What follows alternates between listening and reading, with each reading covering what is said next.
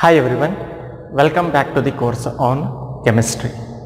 So in the previous video we discussed about how the ionic compounds are formed and how the transfer of electrons takes place from one outermost shell of an atom to the another outermost shell of an atom, and what would be the valency of the compound or the element, and how the bond that is usually known as ionic bond is formed in between the two atoms, and when there is a transfer of electrons takes place from one outermost shell of an atom to the another outermost shell of an atom, that is known as ionic bond.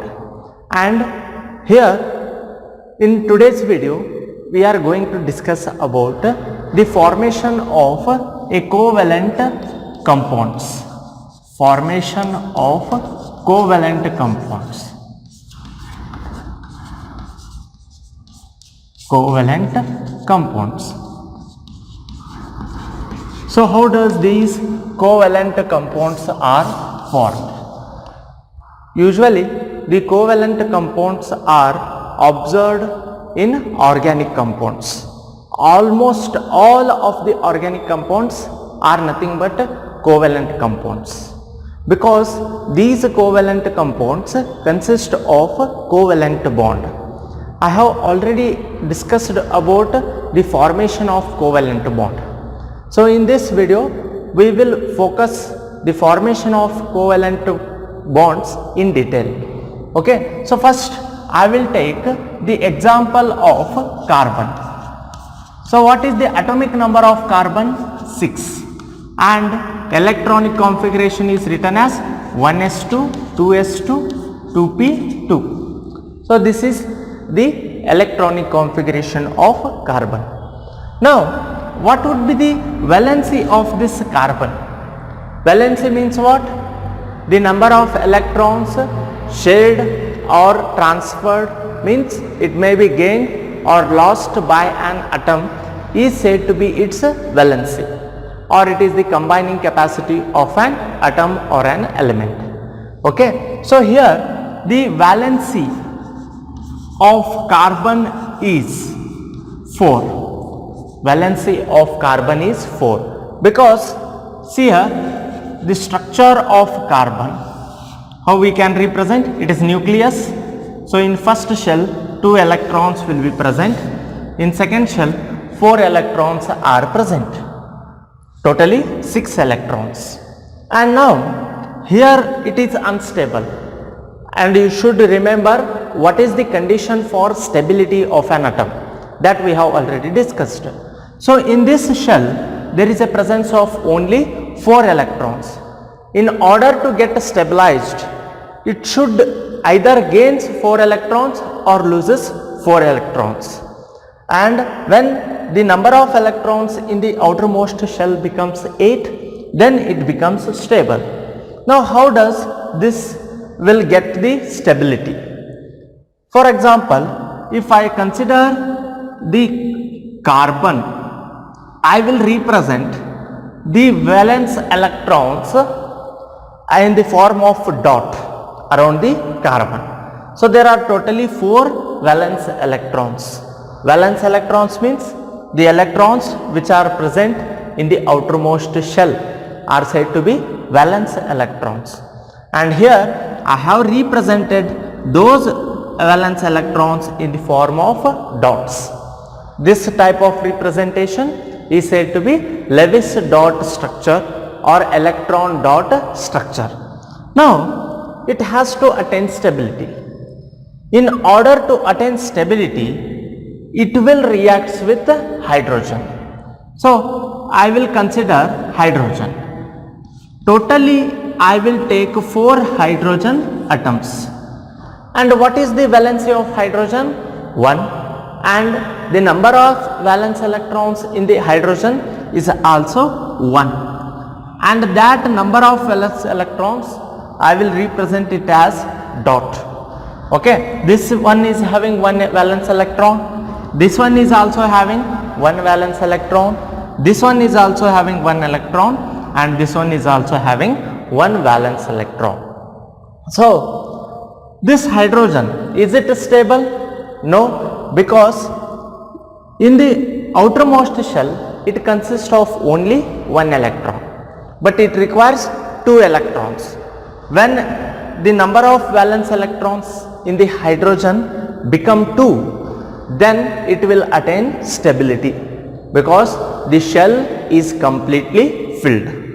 But here it is unstable because it consists only one electrons. Still it requires one additional electron to attain the stability. And this carbon is having 4 valence electrons, and still it requires 4 electrons to attain the stability. But here in the getting 4 electrons from other atom is quite difficult, and also losing 4 electrons is also difficult because very huge amount of energy is lost or released and becomes unstable, or a very huge amount of energy is to be supplied and hence it becomes unstable. And in order to attain this stability, what does this carbon does means, this electron will be shared with hydrogen, one hydrogen atom, because it won't leave the electron because it needs to attain the stability. But instead of losing or gaining electron, it will share the electrons with hydrogen, and this electron is shared with another hydrogen atom, and this one will be shared with another hydrogen, and this is shared with another hydrogen atom. So in this manner the carbon will share the electrons and forms the bond or the linkage between them. This linkage which is formed between the carbon and hydrogen is due to the mutual sharing of electrons, and this bond which is formed due to the mutual sharing of electrons is said to be covalent bond. Okay, covalent bond, the bond formed by the mutual sharing of electrons between the atoms or element is said to be covalent bond. And here this carbon has the valency 4 and hydrogen has valency 1. Here we use the term covalency instead of using valency. Both are same, valency or covalency. Okay, when there is a covalent bond formation takes place, at that time we use the term covalency. What is the covalency of carbon? The covalency of carbon is 4 because it has shared 4 electrons. And what is the covalency of hydrogen? The covalency of hydrogen is 1 because it has shared 1 electron. So this is how by sharing of electrons the covalent bond is formed and leads to the formation of a compound. Here by sharing the electrons and forming the covalent bond, it will form a compound known as CH4, which is said to be methane, and this compound formed is said to be covalent compound. Okay, because it consists of covalent bond and hence it is said to be covalent compounds. Okay, so this is one example of the formation of covalent compounds. You can also take the another example, okay, that is nitrogen. How nitrogen molecule is formed? Nitrogen, okay. What is the atomic number of nitrogen? Atomic number of nitrogen is 7. What is the electronic configuration? 1s2, 2s2, 2p3. It is the electronic configuration. And how we can represent the structure? This is nucleus Okay, in first shell 2 electrons, in second shell 5 electrons. So number of valence electrons will be 5. And see, if I represent the nitrogen with Lewis dot structure, how I can write its structure? N 5 dots around the nitrogen, because 5 valence electrons are there in the outermost shell.